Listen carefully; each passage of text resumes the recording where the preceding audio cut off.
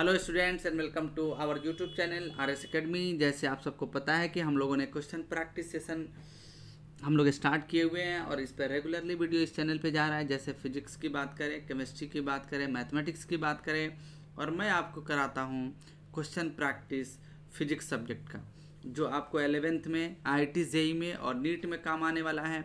इसीलिए मैं 11th का नाम लेता हूँ, क्योंकि ये सारे टॉपिक अभी 11th के हैं। इसके बाद 12th के भी टॉपिक स्टार्ट हो जाएंगे। तो आई होप इससे हम लोग पहले प्रैक्टिस कर चुके हैं थर्मल प्रॉपर्टीज ऑफ सॉलिड का question, thermal properties of fluid का, और हमने इससे पहले वाले सेशन से स्टार्ट किया है थर्मल प्रॉपर्टीज ऑफ मैटर। और थर्मल प्रॉपर्टीज ऑफ मैटर में हम पार्ट 2 सेशंस देख रहे हैं, जिसमें हम क्वेश्चन को प्रैक्टिस करेंगे। और ये क्वेश्चन प्रैक्टिस सेशन किसका है? फिजिक्स का है, फिजिक्स का है। ऑब्वियस सी बात है, थर्मल प्रॉपर्टीज ऑफ मैटर। तो चलिए कुछ हम लोग छोटे छोटे कॉन्सेप्ट के साथ ही क्वेश्चन प्रैक्टिस कर रहे हैं। सेगमेंट हम लोग बड़ा नहीं कर रहे हैं, कम क्वेश्चंस अच्छे से प्रैक्टिस करना है ताकि आप भी आसानी से देख सकें। चलिए क्वेश्चन नंबर 1 क्या कहता है उसको देखते हैं, समझते हैं। Constant volume air thermometer work on the, constant volume है और एयर की बात कर रहा है, तो ideal gas equations we all know that. Ideal gas equation, इससे पहले वाले सेशन में हमने आइडियल गैस इक्वेशंस के बारे में चर्चा किया था। और पी भी इक्वल टू क्या होता है? mRT होता है।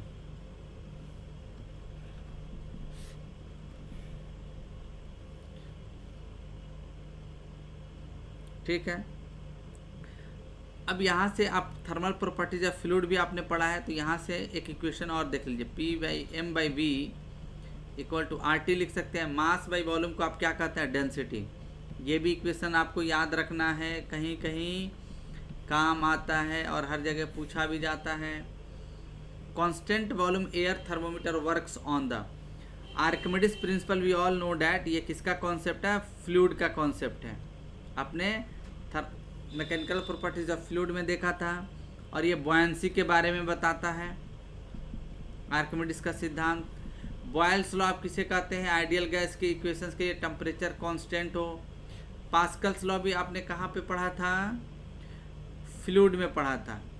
और पास्कल्स लॉ क्या कहता है कि अगर स्टैटिक फ्लूइड हो तो किसी भी पॉइंट पे प्रेशर का वैल्यू क्या होगा? सेम होगा। तो जो गे-लुसेक लॉ है ये कांस्टेंट वॉल्यूम होगा। अब यहाँ से P B equal to mRT numerical prospective से देख लें। अगर वॉल्यूम पी इक्वल टू लिख सकते हैं mR/v इंटू टी। अगर v कांस्टेंट है तो ये सारे क्या होगा? कांस्टेंट टर्म हो जाता है, क्योंकि इस प्रोसेस में v कांस्टेंट दिया हुआ है। तो आप कहेंगे p इक्वल टू CT, यानी pressure is directly proportional to temperature. Gay Lussac law कहता है कि अगर आइडियल गैस इक्वेशंस की बात करेंगे तो इस सिचुएशंस में जो प्रेशर होगा वो डायरेक्टली प्रोपोर्शनल टू क्या होता है? टेम्परेचर होता है। ओके, अगला सवाल देखते हैं। क्वेश्चन नंबर 2 की बात कर रहे हैं। The triple point of water, the triple point of water. Triple point of water कहने का मतलब जहाँ पे, जैसे मान लीजिए कि जिस पॉइंट पे 3 फेज को एग्जिस्ट करते हैं वहाँ पे क्या कहलाता है? Triple point of water. Triple point water जहाँ पे वाटर का तीनों फेज एग्जिस्ट करता हो, सॉलिड भी हो, लिक्विड भी हो, गैस भी हो, तो उस पॉइंट को हम कहते हैं ट्रिपल पॉइंट ऑफ वाटर। और ट्रिपल पॉइंट ऑफ वाटर पे डिग्री ऑफ फ्रीडम क्या होता है? 0 होता है। आपने पढ़ा भी होगा, डिग्री ऑफ फ्रीडम इस पॉइंट पे 0 होता है, 0 होता है। और ट्रिपल पॉइंट ऑफ वाटर किसे कहते हैं? इस पे जो टेम्परेचर होता है वो कितना होता है? 273.16 kelvin. Temperature at the triple point TP equal to होता है 273.16 केल्विन। तो इसको याद रखना है, बड़ी इंपॉर्टेंट ये कॉन्सेप्ट है और बड़ी इंपॉर्टेंट ये रिलेशंस भी है। तो इस चीज़ को आप देख रहे हैं कि ट्रिपल पॉइंट से रिलेटेड ऐसे सवाल पूछे जाते हैं। और केल्विन टेम्परेचर क्या कहलाता है? एब्सोल्यूट टेम्परेचर कहलाता है। Absolute temperature. अगला सवाल देखते हैं, question number 3। When water is heated from, conceptual सवाल है, ये IIT JEE में पूछा गया सवाल है, इसको ध्यान से देखना है। When water is heated from 0 degree C to 10 degree C, इसको समझना है। आपका फ्लूइड है वाटर और आप इसे हीट कर रहे हैं कहाँ से कहाँ तक, 0 degree C to 10 degree C। और आप जानते हैं वाटर की जो डेंसिटी होता है और वॉल्यूम पर क्या इम्पैक्ट पड़ेगा वो पूछा। Density of water at 4 degree C क्या होता है, मैक्सिमम होता है, और ये बराबर होता है 1000 SI यूनिट में kg पर मीटर क्यूब। ठीक है, maximum density of water is measurable at 4 degree C and that is equal to 1000 kg per meter cube. Okay, I hope you can understand what I am saying.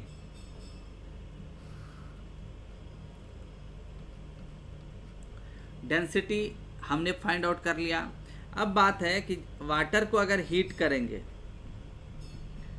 आपने मान लीजिए कि container में ये water है और इसे आपने हीट दिया, तो 0 डिग्री से जैसे जैसे आप 4 डिग्री C तक जाएंगे तो इसकी डेंसिटी क्या होगा, डेंसिटी मैक्सिमम होगा, क्योंकि वाटर की डेंसिटी 4000।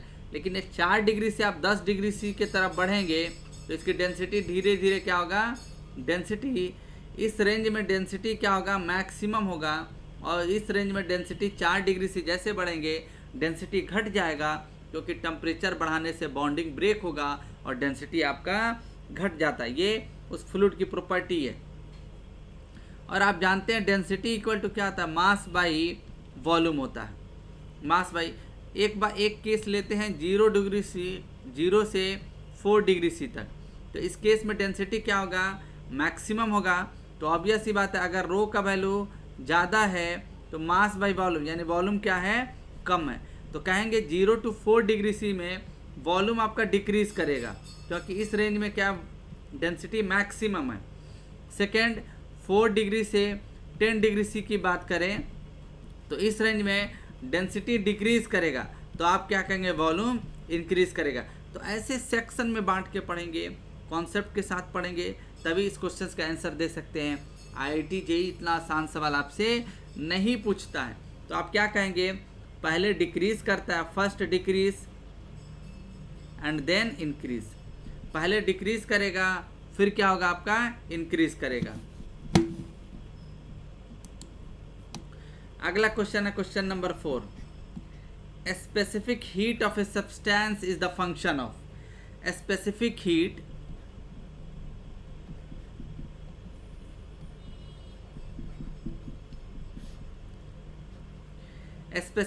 दो तरह का होता है, जब आप पढ़े होंगे। एक होता है जिसे आप C से इंडिकेट करते हैं, specific heat at constant pressure and specific heat at constant volume. CP का वैल्यू एयर के लिए क्या होता है, 1.005 किलो जूल पर केजी पर केल्विन, और CV का वैल्यू 0.718 किलो जूल पर केजी पर केल्विन। CP और CV फंक्शन होता है टेम्परेचर का, अगर ये दिया रहे तो, लेकिन स्पेसिफिक हीट जो होता है वो प्रॉपर्टीज़ होता है मटेरियल का, प्रॉपर्टीज़ होता है। और अगर प्रॉपर्टीज़ होगा तो वो किस पे डिपेंड करता है, मॉलिक्यूलर स्ट्रक्चर पे। The specific heat depend upon the molecular structure. Specific heat CP and CV of air क्या होता है, कांस्टेंट होता है, लेकिन लिक्विड चेंज करता है गैस टू गैस, लेकिन लिक्विड के लिए क्या होता है, सॉलिड के लिए कांस्टेंट होता है। वाटर के लिए आप जानते ही हैं 4.18, तो इसका C हो जाएगा आंसर। अगला सवाल है question number 5। Thermal equilibrium implies equality of. Thermal देखिए ध्यान से, इक्विलिब्रियम का मतलब क्या होता है,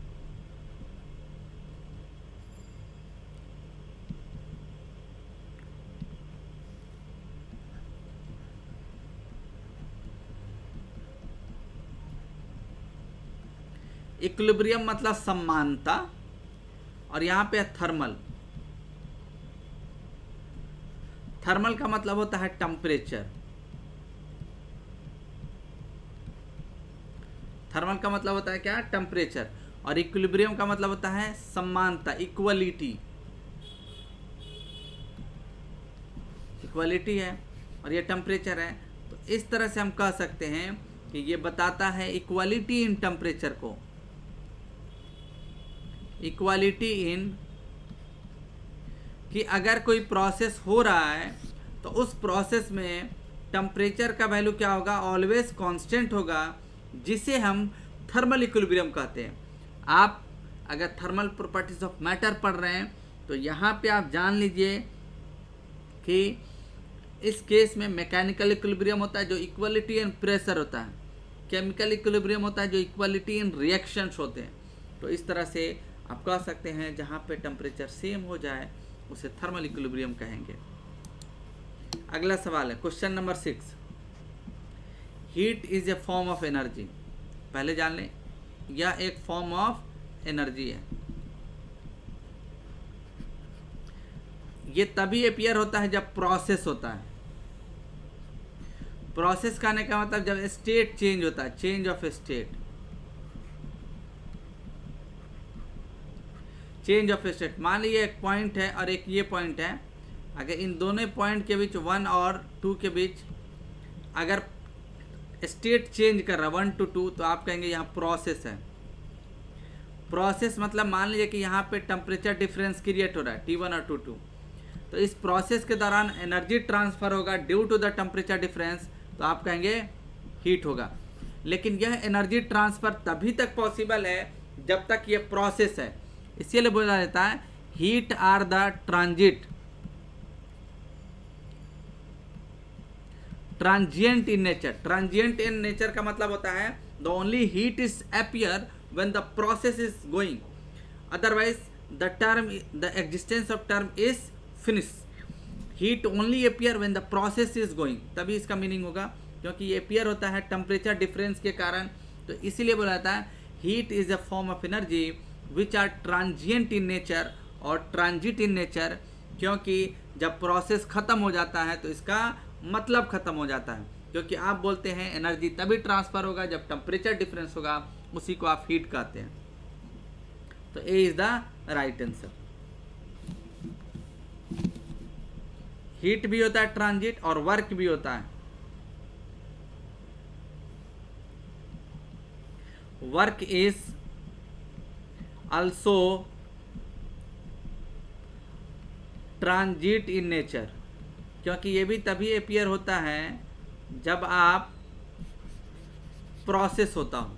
दोनों याद रखेंगे, heat and work are the form of energy and that is transit, transient होता है ये, या ट्रांजिट कह सकते हैं। Question number 7, the increase in dimension of a body due to the increase in temperature. Temperature के वजह से अगर डायमेंशंस में इंक्रीज हो जाए तो उसे आप क्या कहते हैं, the increase of temperature, increase of dimensions of the body due to increase in temperature of the body is called thermal expansion. Simple सी बात है।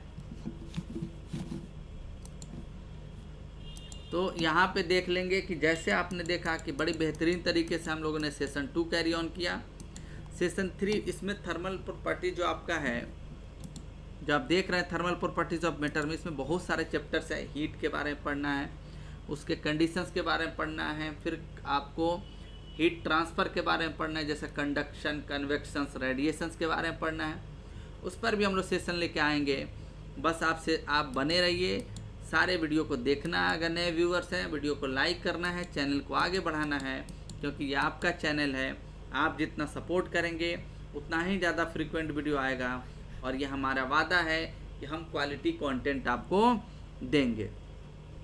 आई होप ये वीडियो आपको काफ़ी हेल्प करेगा थर्मल प्रॉपर्टीज ऑफ मैटर के concept को समझने में, क्योंकि हम लोग डिस्कस कर रहे हैं कॉन्सेप्ट थ्रू क्वेश्चंस। तो इसको फोकस करके आप प्रिपेयर किए। आई होप आप क्वेश्चन प्रैक्टिस कर लेंगे तो आपसे कहीं भी सवाल नहीं छूटना।